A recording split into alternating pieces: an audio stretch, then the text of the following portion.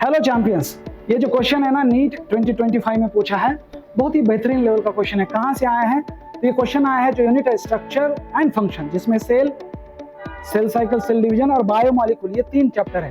तो जो उसका यूनिट है वहां पे जो इंफॉर्मेशन दी है ना, वहां एक शब्द है what do mean by reductionist biology. इसके बारे में पूछा है कि which among the following statement refer to reductionist biology. तो बहुत सारे बच्चों को ना वो पढ़ते ही नहीं है। मैंने हमेशा बोला है समरी पढ़ना है, एक्सरसाइज पढ़ना है, ओके दोस्तों, एनसीईआरटी एग्जाम्पलर पढ़ना है और साइंटिस्ट जो दिए है हर एक यूनिट के पहले उनको पढ़ना है और उनके यूनिट के बारे में जो इन्फॉर्मेशन दिया है वहां से भी क्वेश्चन आएंगे।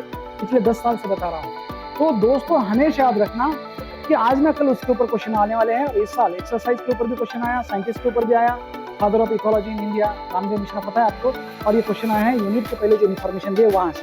तो मैं आपको बेसिक कॉन्सेप्ट सिखाता हूँ। हम पहले मतलब स्कूल से ये लर्न हमें है कि क्या होता है। सपोज मान लो ये ऑर्गेनिज्म है, ये क्या है? ऑर्गेनिज्म। नो, ऑर्गेनिज्म के अंदर क्या होते हैं? ऑर्गन सिस्टम्स होते हैं।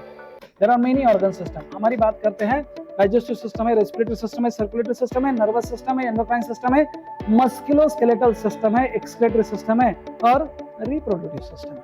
कई सारे ऑर्गन सिस्टम होते हैं और ये ऑर्गन सिस्टम बनते हैं ऑर्गन से। फॉर एग्जाम्पल बात करते हैं किडनी की, एक्सक्रीटरी सिस्टम, तो उसमें कितने ऑर्गन है? किडनी खुद है, यूरिनरी ब्लैडर है, यूरेटर है और यूरेथ्रा है, ये सब है। डाइजेस्टिव सिस्टम की बात करेंगे, वहां कई सारे ऑर्गन है। क्या क्या ऑर्गन है? मान लो टंग है, इसोफेगस है, फेरिंक्स है, स्टमक है, स्मॉल इंटेस्टाइन है, लार्ज इंटेस्टाइन है, लिवर है, पैनक्रियाज है, गॉल ब्लैडर है, सलाइवरी ग्लैंड है। कई सारे ऑर्गन मिला के क्या बन रहा है? ऑर्गन सिस्टम बना रहा है। ऑर्गन किससे बनता है? ऑर्गन बनता है टिश्यू से। कितने टिश्यू है हमारे बॉडी के अंदर? Okay, on the base of their function, structure and location. Okay, हमारे बॉडी के अंदर 4 तरह के टिश्यू। कौन से? Epithelial tissue, connective tissue, muscular tissue and nervous tissue. तो हम क्या कर रहे हैं? रिड्यूस कर रहे हैं ताकि हमें एग्जैक्टली पता चले कि हमारे बॉडी के अंदर क्या क्या केमिकल रिएक्शन है। टिश्यू किससे बने हैं? टिश्यू बने हैं सेल से। कितने सेल्स हैं हमारे बॉडी के अंदर? Trillions of cells. कई सारे cells having common function and common origin combine together to form the tissue. और स्टडी ऑफ टिश्यू को क्या बोला जाता है? हिस्टोलॉजी। याद रखना, ये इंपॉर्टेंट है। क्या बोला जाता है? हिस्टोलॉजी। एमबीबीएस फर्स्ट ईयर का सब्जेक्ट है। और सेल किससे बना है? ना, ये बहुत इंपॉर्टेंट क्वेश्चन है। सेल बनता है दोस्तों मैक्रोमोलिक्यूल से। मैक्रोमोलिक्यूल से सेल बनता है। सर मैक्रोमोलिक्यूल क्या है? दुनिया में 4 ही तरह के मैक्रोमोलिक्यूल है, ये बताऊंगा, ये भी क्वेश्चन आएगा। और वो है दोस्तों protein, polysaccharide, nucleic acid and lipid. कौन से है? प्रोटीन है, पॉलीसेकेराइड है दोस्तों, और न्यूक्लिक एसिड है और लिपिड है। सर ऐसे सीक्वेंस में क्यों लिखे आपने? तो इसे बोलता हूं पीपीएनएल। पीपीएनएल क्योंकि लिपिड जो है it is not true macromolecule. ये ट्रू मैक्रोमोलिक्यूल नहीं है।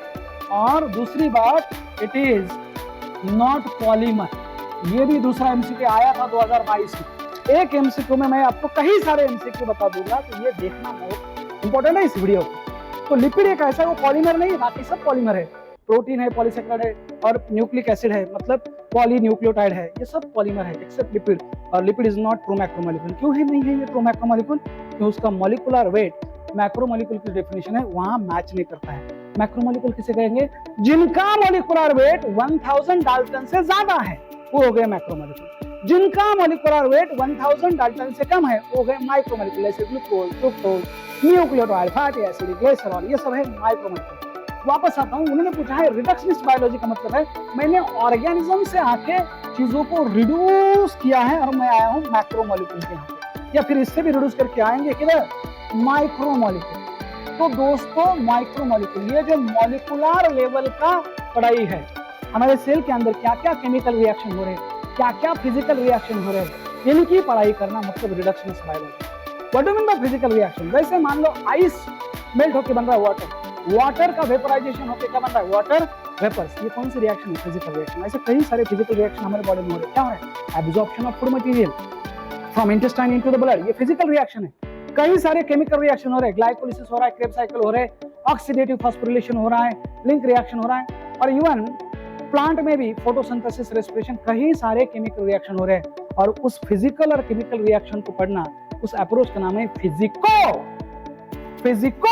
Not physico chemical approach. That is nothing but the reductionist biology, मतलब मॉलिक्यूलर बायोलॉजी के बारे में पढ़ाई करें। Your answer should be, which of the following statement refer to the reductionist biology?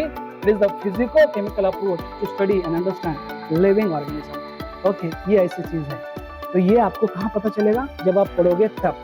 Okay, thank you so much. Let's beat the NEET.